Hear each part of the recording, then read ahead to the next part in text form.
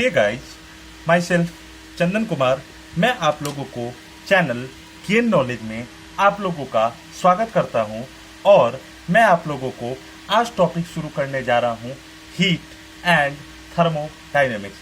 Heat and thermodynamics guys हम लोग काफ़ी डिटेल में अपन लोग पढ़ेंगे और हीट एंड थर्मोडायनेमिक्स में मैं आप लोगों को सारा कंटेंट देने की पूरी गाइस कोशिश करूंगा और आप उस कंटेंट को अवश्य देखें। और अगर उस कंटेंट में आप लोगों को कहीं भी दिक्कत या कहीं पे कमी लग रही हो गाइज, तो कृपया करके आप मुझे कमेंट बॉक्स में ज़रूर बताएं।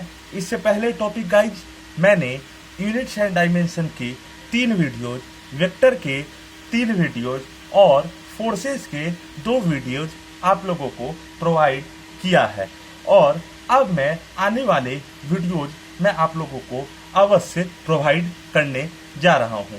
अब गाइज मैं आज से आप लोगों को शुरू करूंगा हीट। बहुत ही इंपॉर्टेंट कॉन्सेप्ट है गाइज हीट, और हीट एंड थर्मोडायनेमिक्स जो मैं पढ़ाऊंगा कृपया करके आप उस वीडियो का एक लाइन को जरूर देखें। कहीं भी उसमें आपको डाउट होगा तो आप कमेंट बॉक्स में लिखें, मैं उस कॉन्सेप्ट को फिर से गाइज बताने की कोशिश करूंगा। अब गाइज मैं आप लोगों को शुरू करने जा रहा हूं हीट। शुरू गाइज मैं करने जा रहा हूं आप लोगों को हीट। अब क्या होता है गाइज, हीट क्या होता है? तो अब हीट को अगर मैं डिफाइन करूं, इससे पहले गाइज मैं आप लोगों को इसकी डेफिनेशन लिख देता हूं, फिर मैं आपको समझाता हूं guys. Heat is defined as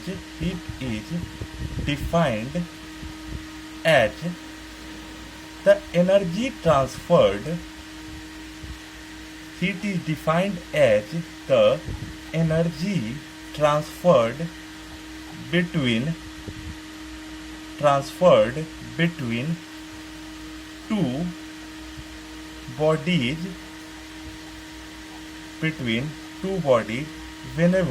whenever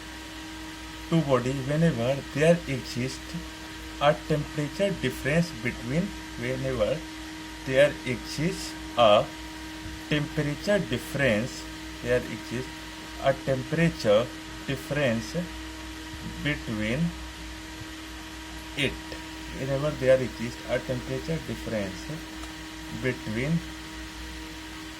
it। मैंने क्या कहा गाइज? हीट।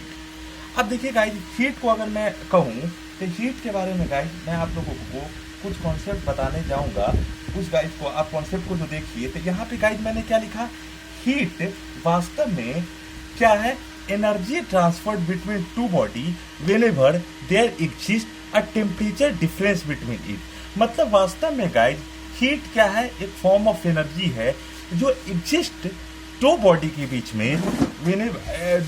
बीच में तभी तक करता है जब तक उन दोनों बॉडी के बीच में टेम्परेचर डिफरेंस होता है। अब गाइज इस कॉन्सेप्ट को मैं जरा समझाऊं तो मान लीजिए इस कॉन्सेप्ट को गाइज, इसे बॉडी 1 में मान लूं और इसे मैं बॉडी 2 मान लूं।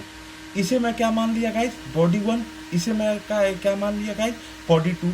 इसका टेम्परेचर गाइज मैं मान लेता हूँ T1 और इसका टेम्परेचर गाइज मैं मान लेता हूँ T2। ध्यान से देखिए गाइज, इसका टेम्परेचर में बॉडी 1 का टेम्परेचर गाइज मैं मान लेता हूँ T1, बॉडी 2 का टेम्परेचर मैं मान लेता हूँ T2।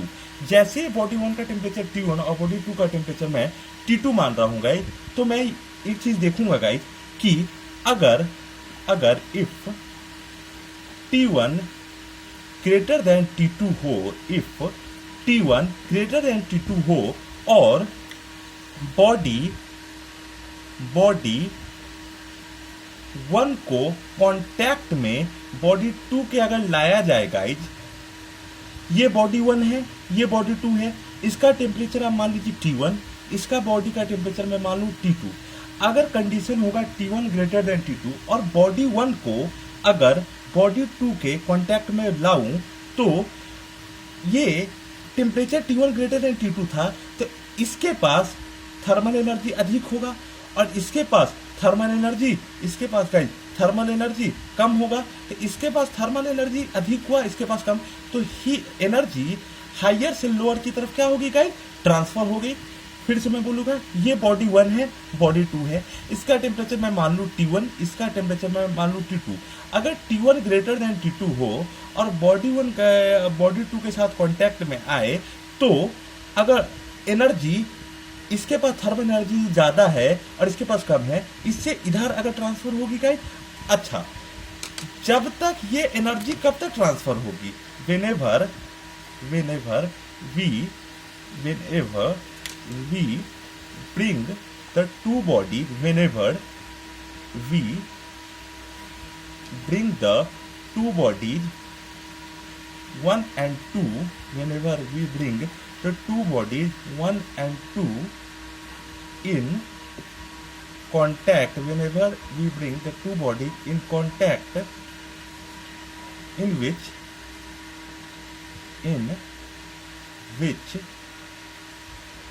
temperature of first body is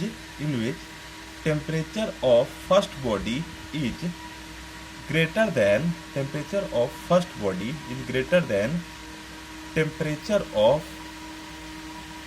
second body. Temperature of first body is greater than temperature of second body.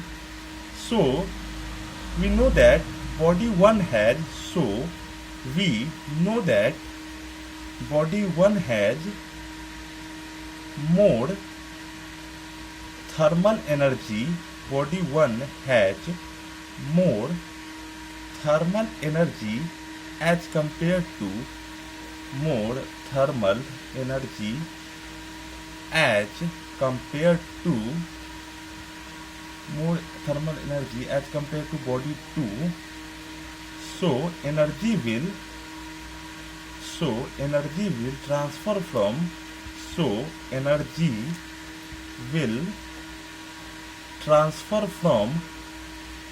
body 1 to transfer from body 1 to transfer from body 1 to body 2, which is known as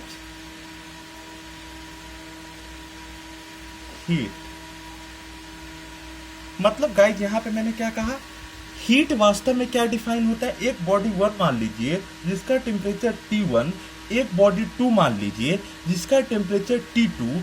अगर T1 greater than T2, body 1 temperature T1, body 2 temperature T2, इसमें T1 और T2 अगर temperature T1 greater than T2 हो, अगर temperature T1 greater than T2 हो, तो whenever body T1 को, body 1 को और बॉडी 2 को अगर हम लोग कांटेक्ट में लाएंगे, तो जिस बॉडी का गाइस टेम्परेचर अधिक होगा उसका पास थर्मल एनर्जी भी अधिक होगा, जिस बॉडी के पास टेम्परेचर अधिक होगा उस बॉडी के पास थर्मल एनर्जी भी अधिक होगा।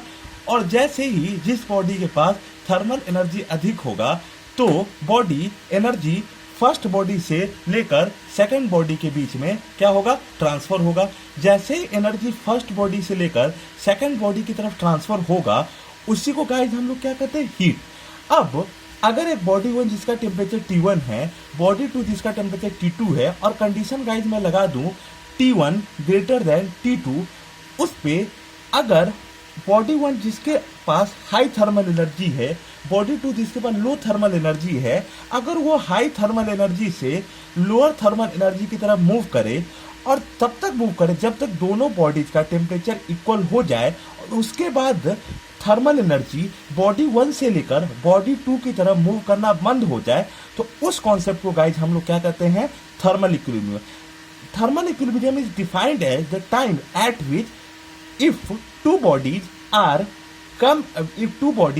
in contact with some temperature difference and its temperature difference becomes equal and energy stops to move from hotter body to cooler body, energy move from hotter body to cooler body, इसको हम लोग कहते हैं क्या है guys? उस stage को हम लोग क्या कहते हैं? Thermal equilibrium. तो अब देखिए थर्मल इक्विलिब्रियम को गाइस हम लोग गाइस क्या कहते हैं? Thermal equilibrium.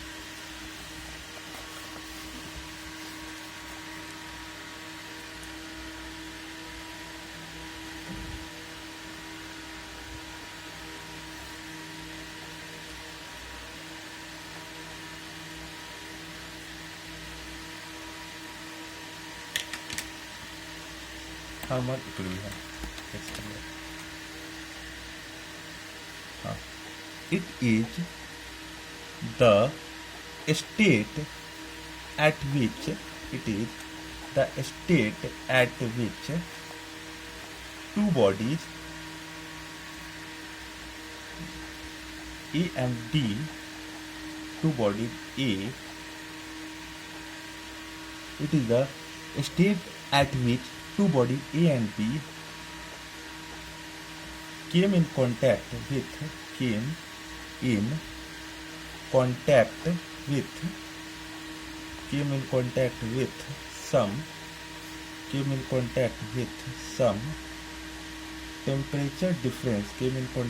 some temperature difference, and the time at which heat stops to transfer from hotter body, transfer from hotter body to cooler body, transfer from hotter body to cooler body.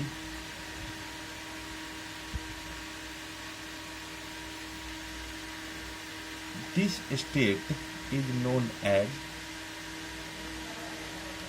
thermal.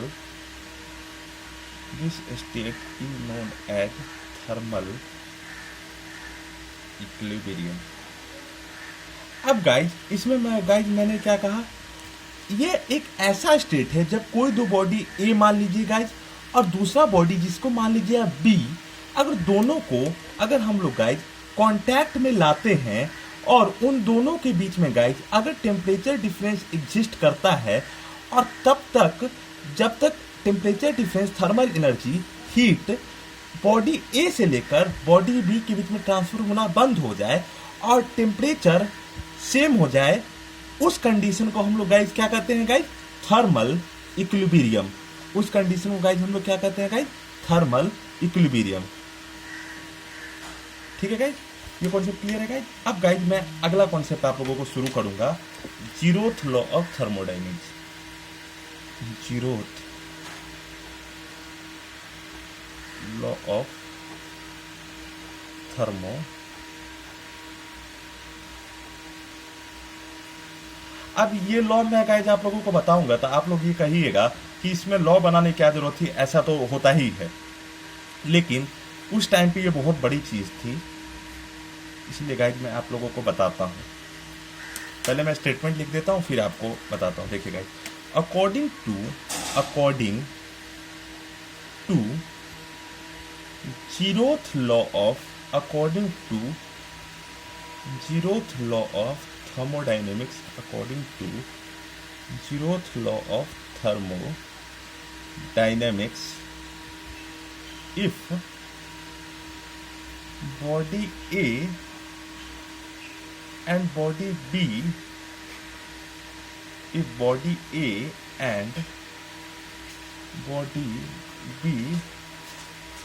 are in thermal equilibrium and body A and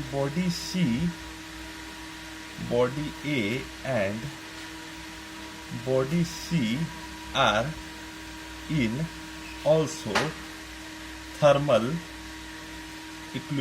thermal equilibrium, then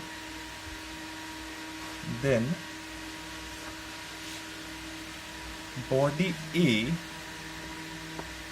and body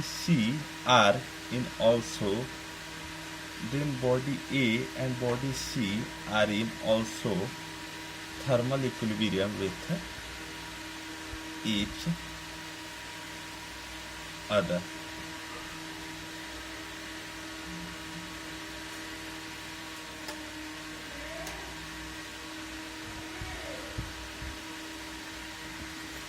तो zeroth law of thermodynamics क्या कहता है guys, इस law के तहत अगर body a body B के साथ थर्मल इक्विलिब्रियम में है और बॉडी ए और बॉडी सी एक दूसरे के साथ थर्मल इक्विलिब्रियम में है, तो बॉडी बी एंड बॉडी सी भी एक दूसरे के थर्मल इक्विलिब्रियम में होगा। अब देखिए गाइस, मैं इस कॉन्सेप्ट को जरा एक्सप्लेन करने की कोशिश करता हूं।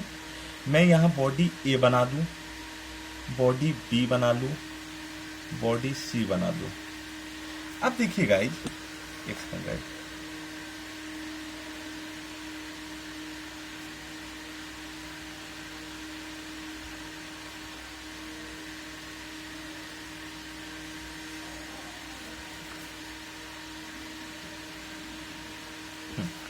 देखिए guys, according to zeroth law of thermodynamics, अगर एक बॉडी ए मान लीजिए, बॉडी बी मान लीजिए और बॉडी सी मान लीजिए, अगर बॉडी ए बॉडी बी के साथ थर्मल इक्विलिब्रियम में हो, बॉडी ए बॉडी सी के साथ थर्मल इक्विलिब्रियम में, तो बॉडी ए बी और सी भी थर्मल इक्विलिब्रियम में जरूर होगा। ये बॉडी ए बॉडी बी के साथ थर्मल इक्विलिब्रियम में हो, बॉडी ए बॉडी सी के साथ थर्मल इक्विलिब्रियम में हो, बॉडी बी और सी भी थर्मल इक्विलिब्रियम में होगा ही। ये ऐसे समझिएगा कि अगर बॉडी ए को, अगर मान लीजिए आप टेम्परेचर मान लीजिए T1, मान लीजिए इनिशियली टेम्परेचर T1 रहा होगा, इसका टेम्परेचर मान लीजिए गाइस T2 रहा होगा और इसका टेम्परेचर गाइस हम लोग मान लेते हैं T3 रहा होगा। अगर बॉडी ए को, और टेम्परेचर में कंडीशन गाइस हम लोग अपन लोग एज्यूम कर लेते हैं कि T1 ग्रेटर देन T2, और ये भी एज्यूम कर लेते हैं गाइस कि T1 greater then T3 assume कर लेते हैं गाइस, ठीक है। अगर बॉडी ए बॉडी बी के साथ अगर थर्मल इक्विलिब्रियम में है, मतलब जब बॉडी ए को बॉडी बी के साथ कांटेक्ट में लाया गया होगा और टेम्परेचर T1 अगर ग्रेटर देन T2 हो, तो थर्मल एनर्जी बॉडी ए से लेकर बॉडी बी की तरफ मूव करेगा, सही है गाइस। सिमिलरली, और ये तब तक मूव करेगा गाइस जब तक बॉडी बी का टेम्परेचर बॉडी ए के इक्वल नहीं हो, ठीक है गाइस।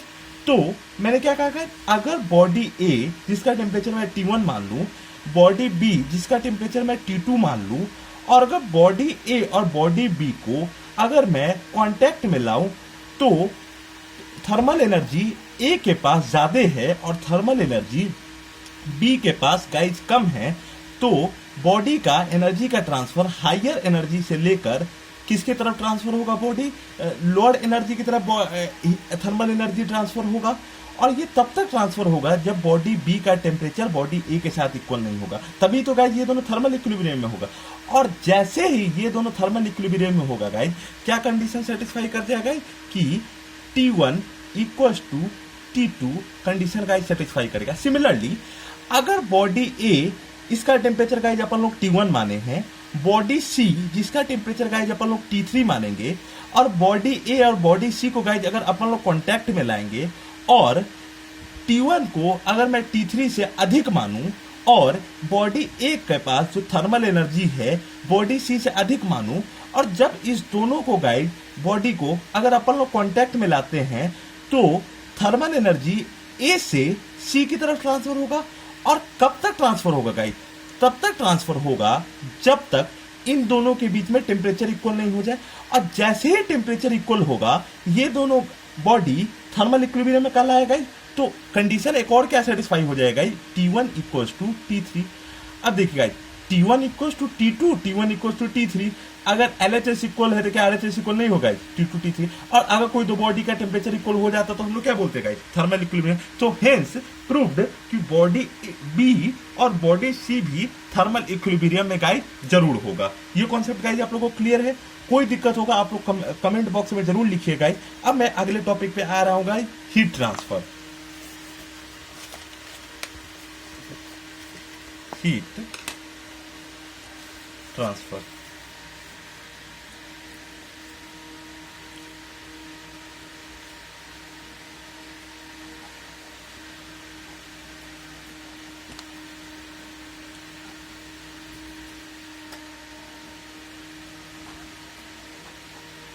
हीट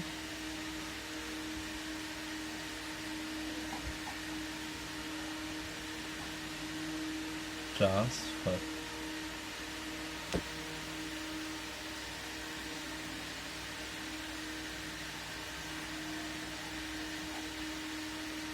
अब हीट ट्रांसफर गाइस हम लोग जानते हैं, क्योंकि हीट वास्तव में डिफाइंड क्या है गाइस, हीट वास्तव में डिफाइंड है एनर्जी जो कि एग्जिस्टेंस में तभी तक रहता है जब तक हीट जब तक दोनों बॉडी के बीच में टेम्परेचर डिफरेंस एग्जिस्ट कर रहा है। तो इसका मतलब एक कॉन्सेप्ट गाइज हम लोग ये भी बोल सकते हैं कि heat in a body, heat in a body और हीट इन अ बॉडी और heat of a body are meaningless terms. मतलब ऐसा टर्म्स जिसका कोई मतलब नहीं हो।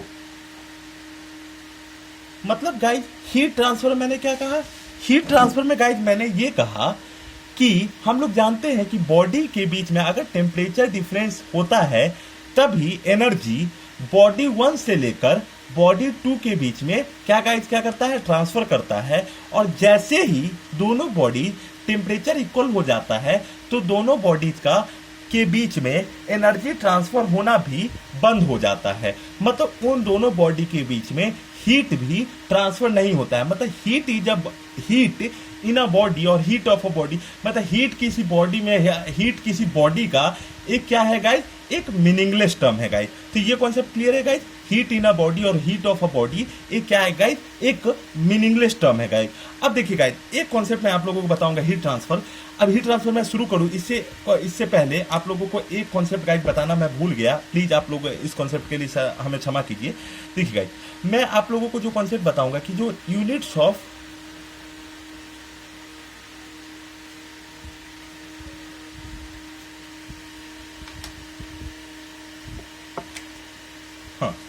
अब यूनिट्स ऑफ हीट। अब देखिए गाइज यूनिट्स ऑफ हीट का मतलब गाइज होता क्या है। देखिए हीट का बहुत कोई यूनिट, पहले तो गाइज हीट का यूनिट कैलोरी होता था। हीट का यूनिट क्या होता था, कैलोरी। और लोग ये समझते थे कि जो हीट और वर्क में या फिर हीट और वर्क में कोई हीट और वर्क में कोई रिलेशन नहीं है। हीट और वर्क में कोई भी रिलेशन नहीं है। ध्यान से सुनिए भाई, हीट का यूनिट होता है गाइस कैलोरी, जिसको अपन लोग CAL से डिनोट कर लीजिए, कोई दिक्कत नहीं है गाइस। कैसे डिनोट कर लीजिए, CAL से डिनोट कर लीजिएगा, या इसको काटिए गाइस, CAL से डिनोट कीजिए। हीट का यूनिट गाइस मान लीजिए calorie.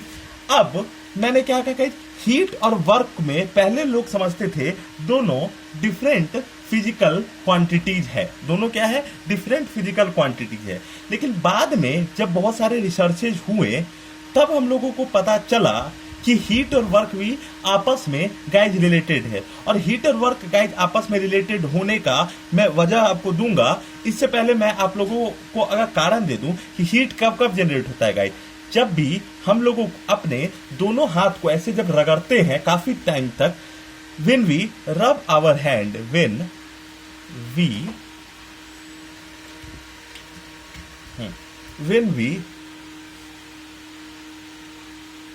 rub our hand,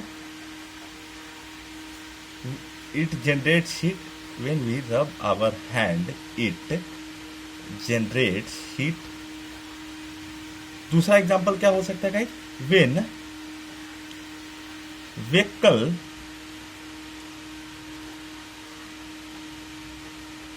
runs on the respective, when vehicles runs on the respective, when vehicles runs on the respective roads, it generates, runs on the respective roads, it generates heat on, it generates heat on tyres. मतलब guys पहला क्या हुआ, जब भी हम लोग hand को, ऐसे बहुत सारे एग्जांपल है गाइज, अनगिनत एग्जांपल है, मैं आपको एक सिंपल एग्जांपल दे रहा हूं गाइज। जब भी हम लोग अपना हैंड को रब करते हैं ये हीट जनरेट करता है गाइज, ठीक है। हम लोग ऐसे करके आप रब कर लीजिए हैंड, थोड़ा देर के लिए रब कीजिए, ये क्या जनरेट करेगा गाइज, हीट जनरेट करेगा। जब भी व्हीकल रिस्पेक्टिव रोड्स में रन करते हैं काफी टाइम के लिए, वो क्या जनरेट करता है गाइज, हीट जनरेट करता है गाइज। अब अगर मैं आपसे, ये बात तो मैंने आपके समक्ष रखा, अगला पॉइंट अगर गाइज मैं रखूंगा जब भी हम लोग हैंड रब करते हैं जनरेट हीट करता है, जब व्हीकल रन्स होते हैं रिस्पेक्टिव रोड्स में ये जनरेट क्या करता है, हीट को जनरेट करता है गाइज। ये कॉन्सेप्ट क्लियर है गाइज। अब देखिए अब इसमें क्या होगा गाइज कि मैंने ये देखा, ये दोनों एग्जाम्पल में देखा गाइज, एक तरह से वर्क कैसा हो रहा है गाइज, मैकेनिकल वर्क हो रहा है गाइज। क्या हो रहा है, मैकेनिकल वर्क हो रहा है। जैसे फॉर एग्जांपल के तौर पर मैं आपको जनरेटर की बात करूं, जनरेटर को गाइज हम लोग क्या करते हैं, मैकेनिकल वर्क देते हैं। उसके हम लोग जो ये हैंडल होता है उसको अगर अपन लोग टॉर्क प्रोवाइड करते हैं या फिर उसको हम लोग रोटेट कराने की कोशिश करते हैं तो मैकेनिकल वर्क दिए वो क्या होगा, इलेक्ट्रिकल एनर्जी कन्वर्ट कर देता है, करता है गाइज जनरेटर। अब मोटर को क्या हुआ गाइज, हम लोग इलेक्ट्रिकल एनर्जी देते हैं, इलेक्ट्रिकल सप्लाई देते हैं और वो पानी को ऊपर फेंकता है। ये गाइज कैसे होता है, ये मैकेनिकल एनर्जी। जनरेटर क्या किया, इलेक्ट्रिकल को मैकेनिकल में कन्वर्ट कर दिया, और नहीं सॉरी गाइज, जनरेटर क्या किया, मैकेनिकल को इलेक्ट्रिकल में कन्वर्ट कर दिया और मोटर इलेक्ट्रिकल को मैकेनिकल में कन्वर्ट कर दिया। सही है गाइज। तो ये सारे एग्जाम्पल से लोगों ने यह कहा कि जो हीट एक फॉर्म ऑफ एनर्जी है जो तभी तक एग्जिस्ट करता है जब तक दोनों बॉडी के बीच में टेम्परेचर डिफरेंस एग्जिस्ट करता है। लोगों ने यह बात कहा कि हीट जो एक फॉर्म ऑफ एनर्जी या मैकेनिकल वर्क करने में भी कैपेबल है। तो इसका अगला पॉइंट क्या कहूंगा मैं कि हीट जो एक फॉर्म ऑफ एनर्जी है वह मैकेनिकल वर्क करने में भी सक्षम है गाइज। तो इसका गाइज मैं आप लोग को एग्जांपल ये दे रहा हूं कि heat which we know that is a heat, which we know that is a heat, which we know that is a form of energy. Heat which we know that is a form of energy is also capable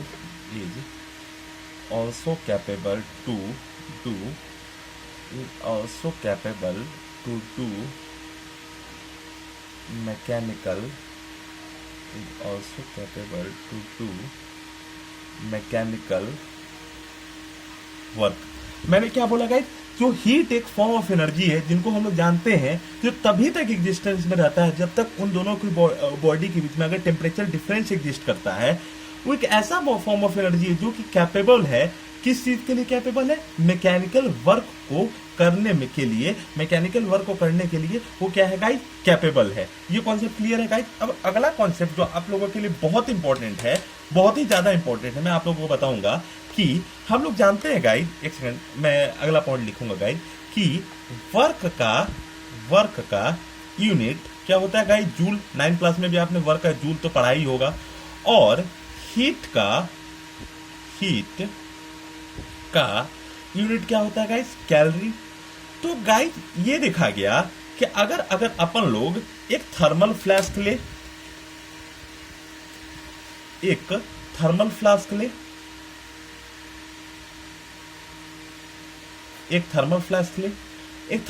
में अगर मान लीजिए guys अपन लोग इसमें क्या put कर ले, liquid put कर ले।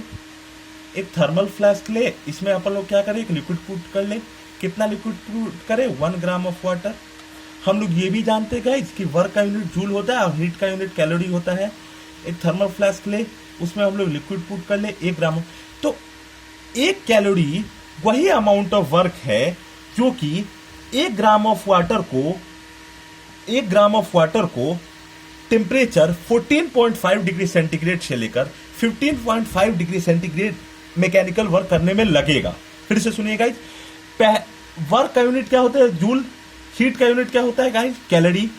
हम लोग यहाँ पे गाइस क्या ले रहे हैं, थर्मल। हम लोग गाइस यहाँ क्या ले रहे हैं, थर्मल फ्लास्क लिए। थर्मल फ्लास्क, इसमें गाइस हम लोग क्या कर दिए गाइस, लिक्विड रखे। इस लिक्विड में गाइस हम लोग क्या लिक्विड रखे, 1 ग्राम ऑफ वाटर रखे, ये लिक्विड रखे। एक वर्क का यूनिट जूल रखे, हीट का यूनिट कैलोरी रखे। थर्मल फ्लास्क इस कॉन्सेप्ट के अकॉर्डिंग अगर एक थर्मल फ्लास्क में 1 ग्राम ऑफ वाटर रखे तो 1 कैलोरी डिफाइन कर सकते हैं guys, same amount of work mechanical work produce करने में लगता है गाइस। अगर 1 ग्राम ऑफ वाटर का टेम्परेचर 14.5 डिग्री सेंटीग्रेड से लेकर 15.5 सेंटीग्रेड करना हो, तो बहुत लोग ये भी कहते हैं गाइस कि अगर 14.5 इनिशियल है और 15.5 फाइनल है तो इन दोनों के बीच में टेम्परेचर डिफरेंस तो सिर्फ 1 डिग्री सेंटीग्रेड एग्जिस्ट कर रहा है। तो ऐसा आपने क्यों नहीं कहा कि 1 ग्राम ऑफ वाटर का टेम्परेचर आपको 1 डिग्री सेंटीग्रेड बढ़ाने में जो आप लोगों को वर्क करना पड़ा वही 1 कैलोरी हो। तो ऐसा इसलिए नहीं कहा गया गाइस कि इसमें ये स्टैंडर्ड नहीं माना जाता है, ये स्टैंडर्ड नहीं माना जाता, इसमें कुछ एरर आता है, इसीलिए हम लोग टेम्परेचर डिफरेंस 14.5 से 15.5 डिग्री सेंटीग्रेड ही रखते हैं। ठीक है गाइस, अब मैं डेफिनेशन गाइस आप लोगों को समझ में आया। एक calorie is equal to same amount of mechanical work which we have to do to increase the 1 gram of liquid or what to increase the 1 gram of liquid of increase the temperature of 1 gram of liquid to from 14.5 degree centigrade to 15.5 degree centigrade. तो मैं guys लिख देता हूं अगला point, देखिए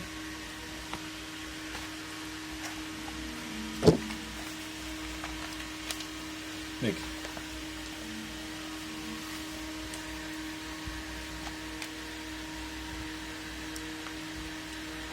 1 calorie is defined as 1 calorie is defined as the amount of mechanical work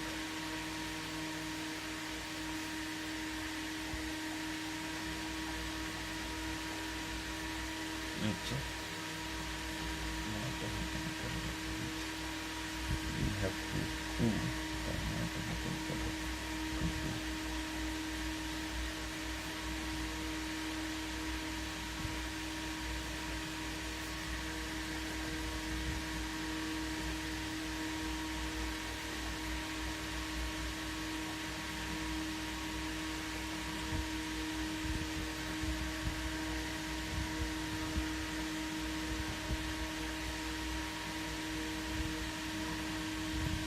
मतलब guys क्या हुआ, 1 कैलोरी को हम लोग डिफाइन क्या करेंगे, amount of mechanical work which we have to do to increase the temperature of 1 gram of liquid from 14.5 degree to 15.5 degree centigrade.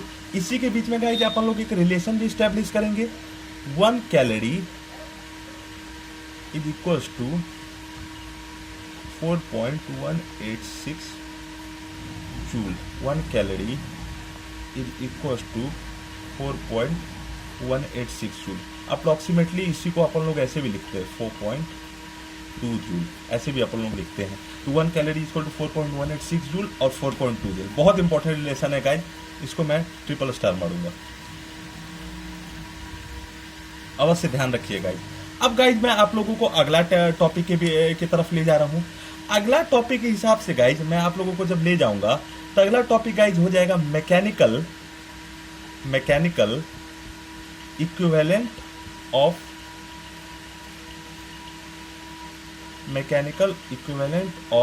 Heat. अब guys मैंने अबव एग्जांपल में आप लोगों को दिखाया कि अगर एक थर्मल फ्लास्क में ऐसे मैं अगर एक थर्मल फ्लास्क बना लूं, इसमें अगर गाइस मैं एक लिक्विड रखूं, 1 ग्राम ऑफ वाटर का लिक्विड रखूं, इसका टेम्परेचर 14.5 डिग्री सेंटीग्रेड से 15.5 डिग्री सेंटीग्रेड करने में जो मैकेनिकल वर्क लगेगा उसी को गाइज हम लोग क्या करते हैं 1 कैलोरी। और 1 कैलोरी गाइज होता है 4.186 जूल। और गाइज ये भी मैंने क्या कहा गाइज, मैंने साथ साथ ये कॉन्सेप्ट भी आप लोगों को बताया कि हीट जो एक फॉर्म ऑफ एनर्जी है वो कैपेबल होता है मैकेनिकल वर्क करने में भी। अगर एक थर्मल फ्लास्क में 1 ग्राम ऑफ वाटर में हम लोगों ने इतना अगर मैकेनिकल वर्क कर दिया तो 1 कैलोरी हीट प्रोड्यूस कर देगा। और इसी के बीच में हम लोगों ने रिलेशन भी एस्टैब्लिश किया।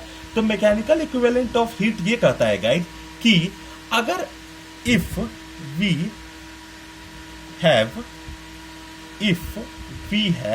Done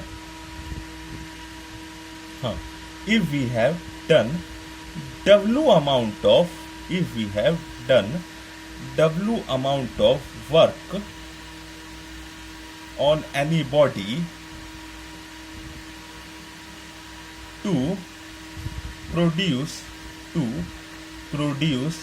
H amount of heat if we have done W amount of work on any body to produce H amount of heat. फिर से सुनिएगा, if we have done W amount of work on any body to produce H amount of heat, then we can establish the relation W equals to J H. मतलब guys मैंने क्या कहा, मैंने अब example में आप लोगों को शो कर दिया गाइज कि हीट जो एक फॉर्म ऑफ एनर्जी है वो कैपेबल होता है मैकेनिकल वर्क करने में भी। तो अगर हम लोग W अमाउंट ऑफ वर्क करते हैं किसी बॉडी में to produce H amount of heat, तो हम लोग को रिलेशन मिलता है W इक्वल टू JH, जिसमें अगर हम लोगों ने W अमाउंट ऑफ वर्क किया किसी बॉडी पे ताकि वो H amount of heat, W amount of work हमने किया किसी बॉडी पे ताकि वो H amount of heat produce करे, तो J जो होगा उस बॉडी का, J उस बॉडी का क्या हो जाएगा, मैकेनिकल इक्विवेलेंट ऑफ हीट होगा। J उस बॉडी का क्या हो जाएगा, मैकेनिकल इक्विवेलेंट ऑफ हीट होगा। ये इस बॉडी का क्या हो जाएगा, मैकेनिकल इक्विवेलेंट ऑफ हीट। ठीक है गाइज, अब देखिए जब अगर एक से भले दो, अगर हमें मैकेनिकल इक्विवेलेंट ऑफ हीट अगर गाइज हमें समझ में आया, तो अगर गाइज मैं आप लोगों को बात करूंगा कि आप मुझे बताइए वाटर इक्विवेलेंट ऑफ हीट क्या होता है। Water equivalent of heat. अब गाइज हम लोग, क्योंकि हम लोग जानते हैं कि हीट एक फॉर्म ऑफ एनर्जी होता है, सिंस मैं लिख भी देता हूं guys, since we know that heat is a form of energy which is capable to, since we know that heat is a form of energy which is capable to, form of energy which is capable to do, which is capable to do, which is capable to do mechanical, which is capable to do mechanical work. Since water equivalent is defined as the amount of water, since water equivalent is defined as the amount of water, defined as the amount of water which it can, amount of water which it can produce, that it can produce heat as the amount of substance can, that it can produce heat as the amount of substance can. मैंने क्या कहा guys, mechanical water equivalent of heat में क्या कहा guys, हम लोग ये जानते हैं गाइज हीट एक फॉर्म ऑफ एनर्जी है जो कि कैपेबल होता है मैकेनिकल वर्क करने के लिए। सिंस हम लोग जानते हैं गाइज हीट एक फॉर्म ऑफ एनर्जी है जो कि कैपेबल होता है किस लिए, मैकेनिकल वर्क करने के लिए। तो वाटर इक्विवेलेंट डिफाइन होता है guys amount of work, amount of water, water का वो अमाउंट जो उतना ही हीट अपने अंदर प्रोड्यूस कर सकता है या स्टोर कर सकता है जितना वो सब्सटेंस कर सकता है गाइस। फिर से सुनिए गाइस, हम लोग ये बात बहुत अच्छे तरीके से जानते हैं कि हीट का वह फॉर्म एक ऐसा फॉर्म है जो कि मैकेनिकल वर्क करने में भी सक्षम है। तो वाटर का उतना ही अमाउंट जो कि उतना हीट प्रोड्यूस कर सकता है या स्टोर कर सकता है जितना कोई भी मास ऑफ एनी सब्सटेंस कर सकता है। तो उस सब्सटेंस का वह वाटर का उतना amount water equivalent of that substance होगा। ठीक है गाइस, वो क्या होगा, water equivalent of that substance. ठीक है, तो इसको हम लोग गाइस कहते हैं वाटर इक्विवेलेंट ऑफ हीट। ये कॉन्सेप्ट गाइस आप लोगों को पता होना चाहिए गाइस। अब गाइज जब ये कॉन्सेप्ट अगर आप लोगों को बिल्कुल बहुत अच्छी तरीके से समझ में आ रही है गाइज, तो मैं अगला कॉन्सेप्ट बोलूंगा जिसमें आप लोगों को बिल्कुल भी दिक्कत नहीं होने वाली है, बहुत ईजी गाइज है। देखिए गाइज, जो हीट का ट्रांसफर होता है, हीट ट्रांसफर अगर टॉपिक में, अच्छा एक कॉन्सेप्ट गाइज आप लोगों को मैं और बता दूं कि देखिए गाइज, मैंने अभी मैंने आप लोगों को जीरोथ लॉ ऑफ थर्मोडाइनमिक्स बताया। क्या बताया guys? Zeroth law of thermodynamics बताया। अब जब गाइज मैंने अगर आप लोगों को जीरोथ लॉ ऑफ थर्मोडाइनमिक्स, तो बहुत लोगों को ये होता है कि इसको जीरोथ क्यों बोलते हैं। इसको जीरोथ इसलिए बोलते हैं गाइज कि ऐसा हुआ था कि बहुत लोग तो पहले इसे लॉ ही नहीं मान रहे थे। वो ये बात बोल रहे थे कि इसे लॉ बनाने की क्या जरूरत है, जब बॉडी ए बॉडी बी के साथ थर्मल इक्विलिब्रियम में है, बॉडी ए बॉडी सी के साथ थर्मल इक्विलिब्रियम में है, तो बॉडी ए और सी के साथ थर्मल इक्विलिब्रियम में होगा ही होगा।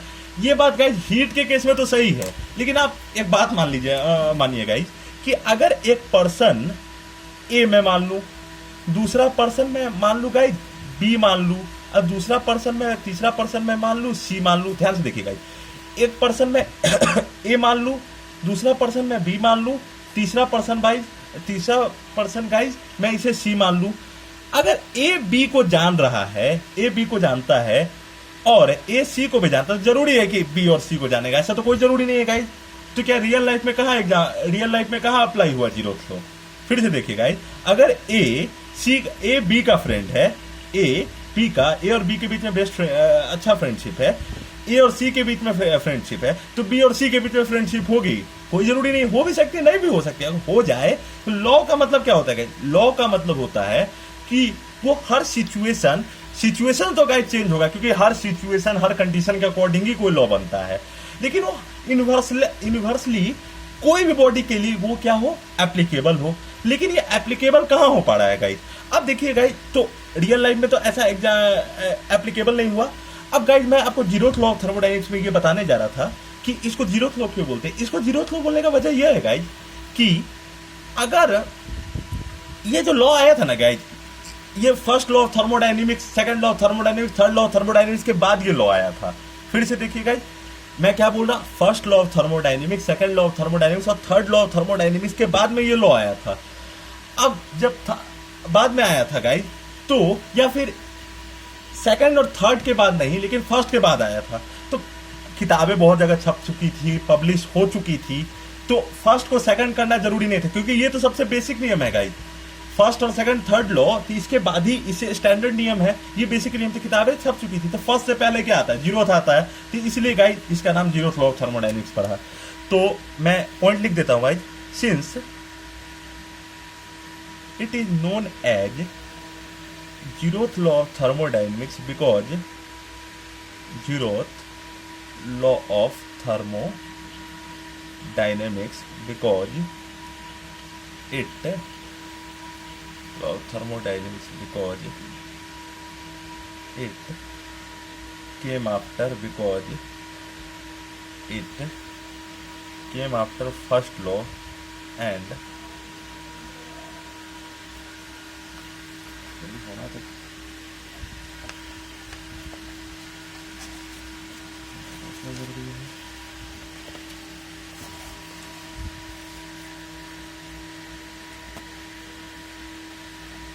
and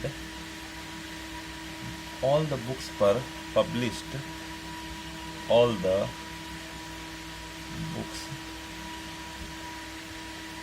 were published for first law, so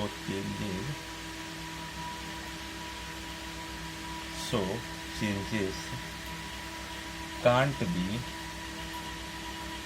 so changes can't be done on these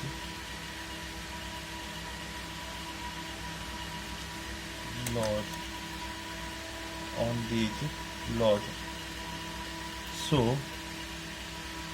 it is named as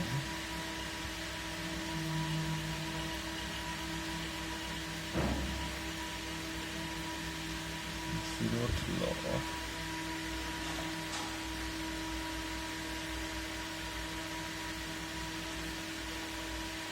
of thermodynamics. अच्छा गाइस, रिप्रेजेंटेशन ऑफ हीट अगर आप लोगों से पूछे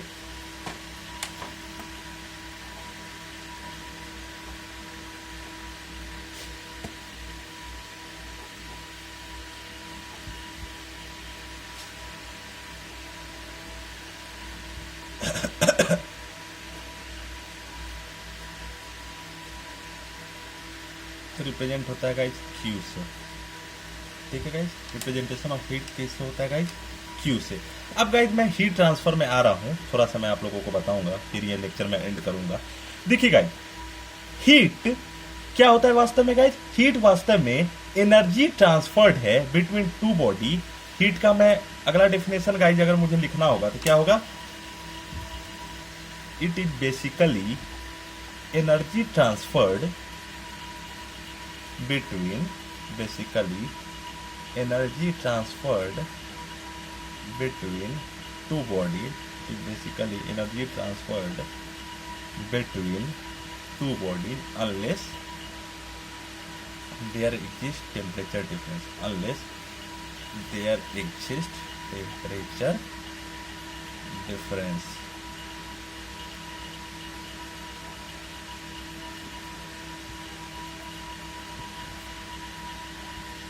unless there exists temperature difference।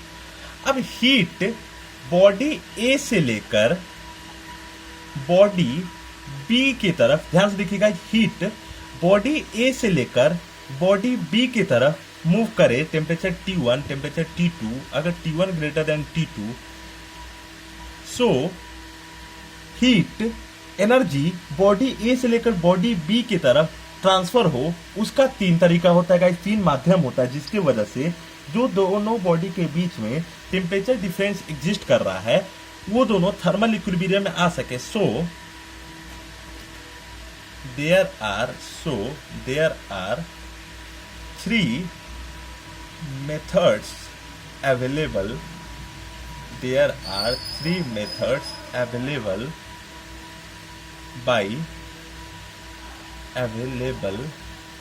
by which there can be transfer of heat can take place, there can be transfer of heat can take place from one body to another body, heat can take place from one body to another body is known as from one body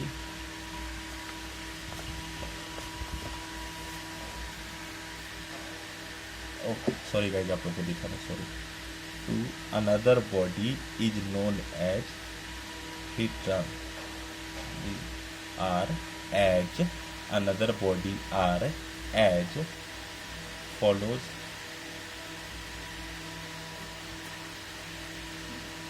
conduction,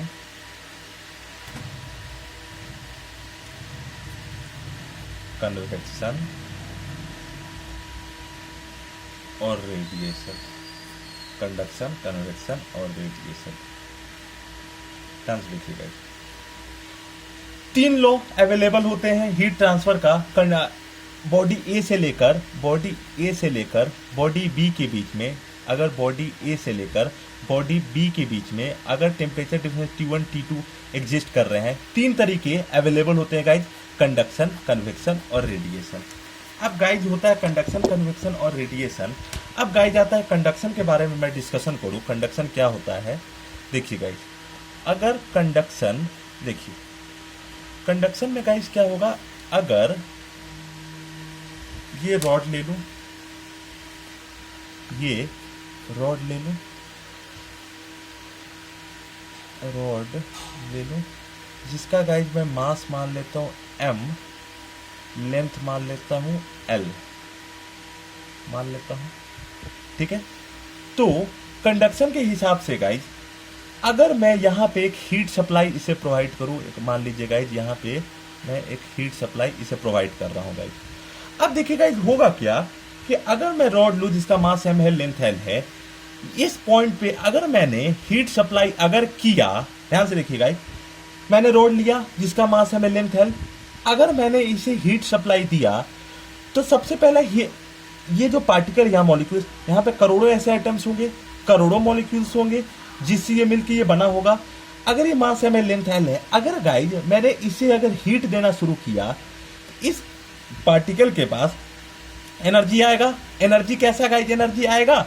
thermal energy आएगा। ध्यान से देखिए guys, अगर मैंने last वाले point पे heat देना supply किया और जो यहाँ पे पार्टिकल्स अगर प्रेजेंट हो, इसके पास एनर्जी आएगा। कैसा एनर्जी आएगा? थर्मल एनर्जी आएगा। अगर थर्मल एनर्जी आएगा तो इससे क्या होगा? इससे इसका ओवरऑल काइनेटिक एनर्जी बढ़ेगा।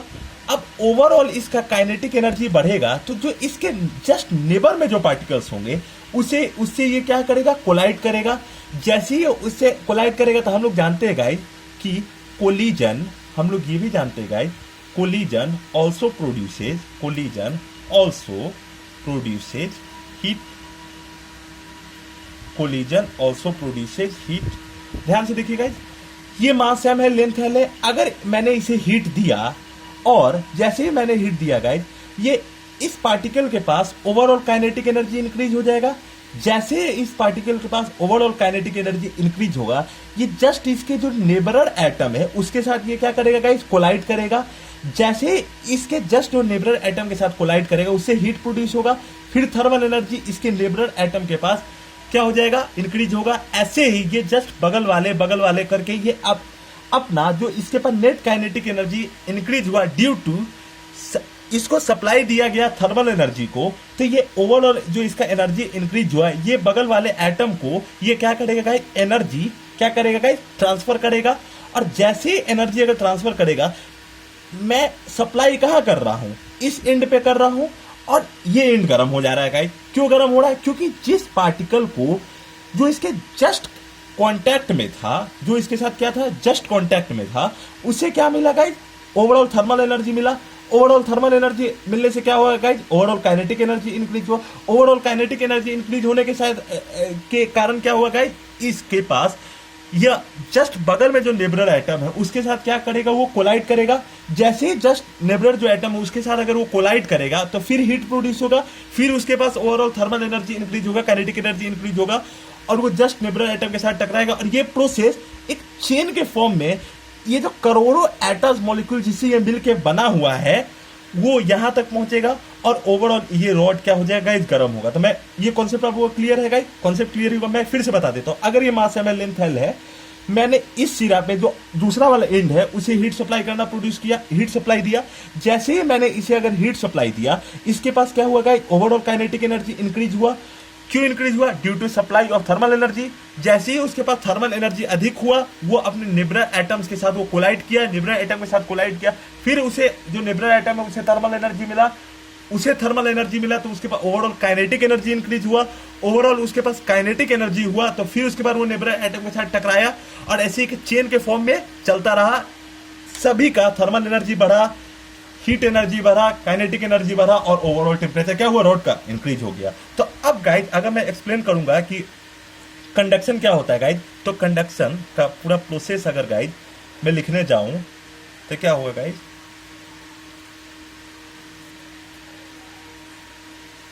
Conduction, if we supply heat to one end of rod, the molecules which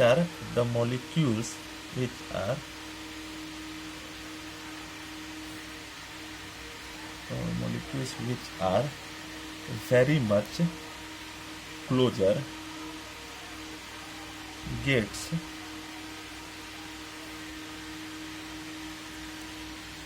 overall kinetic energy increased due to supply of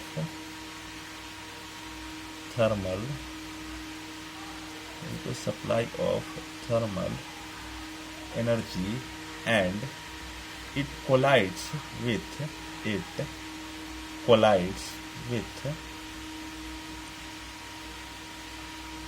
neighbor, it collides with neighbor atom, and the same process repeats for with and the same process repeats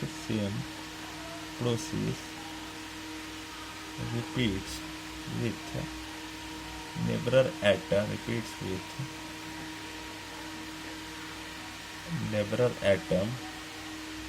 and this chain continues to the and this chain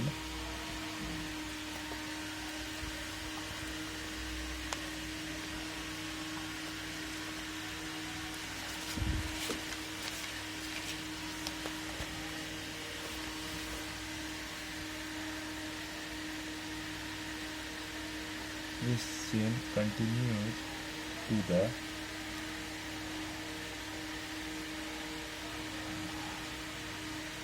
last end of this chain continues to the last end of the rod till other end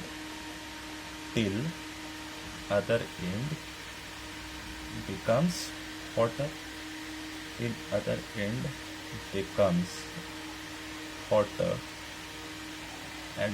and the whole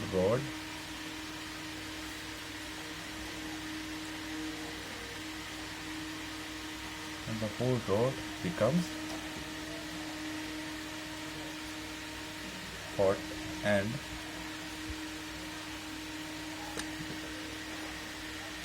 this process is known as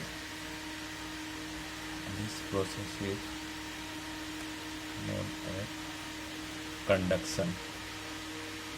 तो ये पूरा process को guys कहते हैं क्या है, conduction. अब देखिए गाइस, कंडक्शन के हिसाब से अब कंडक्शन के बाद ये प्रोसेस समझ में आया गाइस। एक कॉन्सेप्ट आप लोगों को और बताऊंगा गाइस। ये रॉड ले लीजिए, मास m है। लेट अस सपोज इफ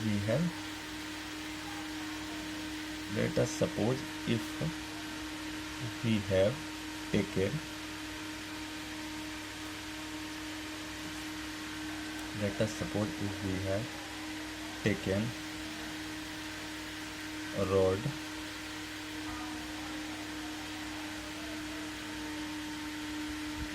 इसका मास m मान लीजिए गाइज, लेंथ l मान लीजिए, इस रॉड का क्रॉस सेक्शनल एरिया मान लीजिए guys A,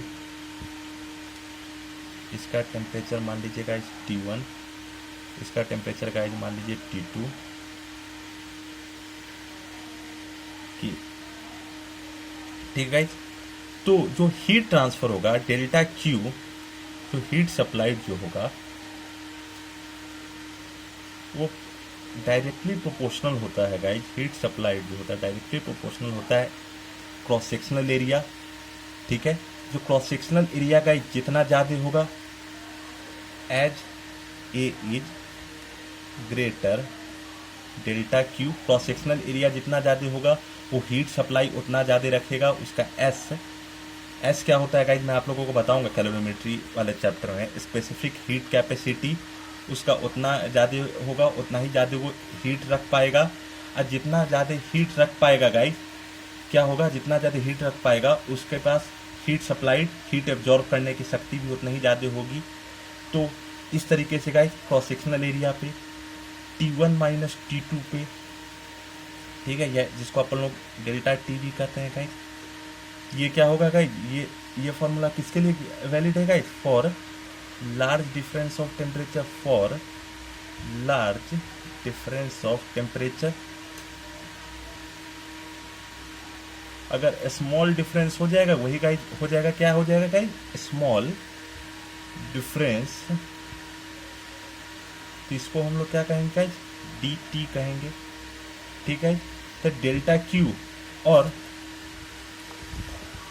rate of transfer, और उसके अलावा गाइज जो डेल्टा क्यू और उसके बाद ये डेल्टा क्यू जो होता है गाइज वो इन्वर्सली प्रोपोर्शनल होता है 1/L के। लेंथ जितना कम होगा गाइज, लेंथ जितना कम होगा, लेंथ क्या होगा जितना कम होगा, heat supply, rate of heat supply delta Q upon delta T उतना जल्दी होगा। अगर लेंथ इसका गाइज बहुत ज़्यादा होगा, लेंथ इसका गाइज बहुत ज़्यादा होगा, तो हीट सप्लाई का रेट भी गाइज क्या होगा, बहुत कम होगा। हीट सप्लाई का गाइज रेट भी बहुत कम होगा, क्योंकि गाइज अगर मैं यहाँ पे अगर एक रॉड लेके मैं आपको एक्सप्लेन करूँ, जिसका रॉड लूँ, अगर इस सिरा को गाइज अगर अपन लोग हीट करते हैं, जिसका मास m मान ले, लेंथ l मान ले, मास m मान ले, लेंथ l मान ले, और क्रॉस सेक्शनल एरिया a मान ले, और टेम्परेचर डिफरेंस T1 और T2 रखें, उस कंडीशन में गाइज T1 माइनस T2 रखें, तो हीट सप्लाई का रेट अगर लेंथ कम होगा तो हीट सप्लाई तेजी से होगा गाइज। तो ये रिलेशन वो सबको कंबाइन कर लीजिए गाइज, तो हम लोग को क्या मिलेगा, delta Q by delta T directly proportional A T1 minus T2 upon L। और हम लोग जानते हैं गाइस, कोई भी प्रोपोर्शनलिटी कांस्टेंट को हटाने के लिए एक साइन यूज होता है, delta Q by delta T equals to K A T1 minus T2 upon L।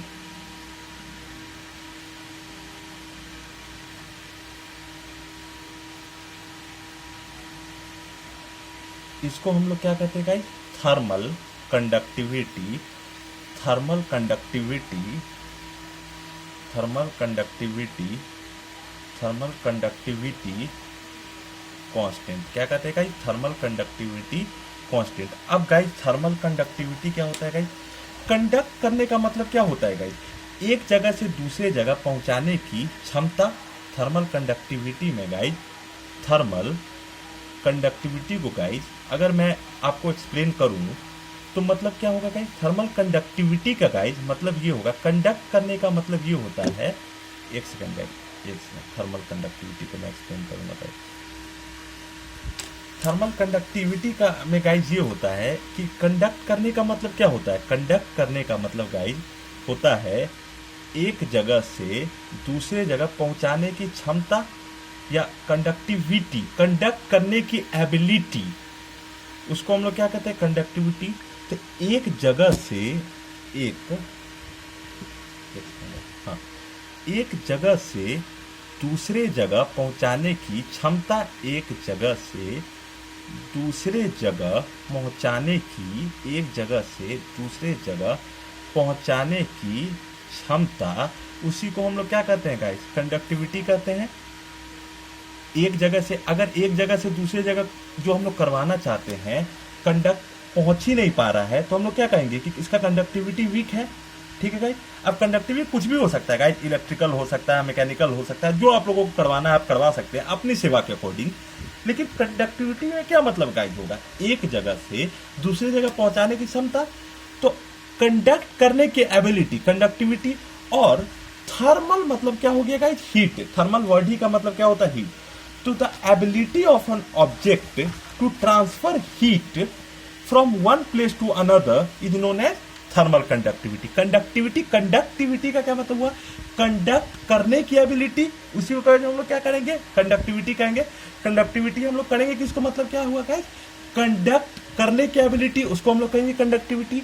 और थर्मल कंडक्टिविटी का मतलब क्या हुआ guys, ability of an object to transfer heat or to transfer thermal energy from one point to that point which we want to conduct। तो thermal conductivity को guys क्या लिखूंगा मैं, it is defined as the ability of the material, it is defined as the ability of, it is defined as the ability of material to, it is defined as the ability of material to conduct heat energy, to conduct heat energy from one place to one point to that point which we want to, till with one point to that point, till which you are to that point, till which we want to conduct is known as till which we want to conduct is known as we want to conduct is known as thermal conduct is known as thermal is known as thermal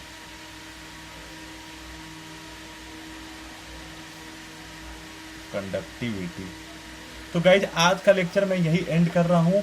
अगर आपको कोई भी doubt इस lecture में होगा guys, कृपया करके आप मुझे कमेंट बॉक्स में जरूर बताइए, मैं उसे और अच्छे से गाइज एक्सप्लेन करने की कोशिश करेंगे। Thank you very much guys for seeing my video. मैं पुराने वीडियोज के लिंक आपको डिस्क्रिप्शन बॉक्स में अवश्य डाल दूंगा। Thank you guys.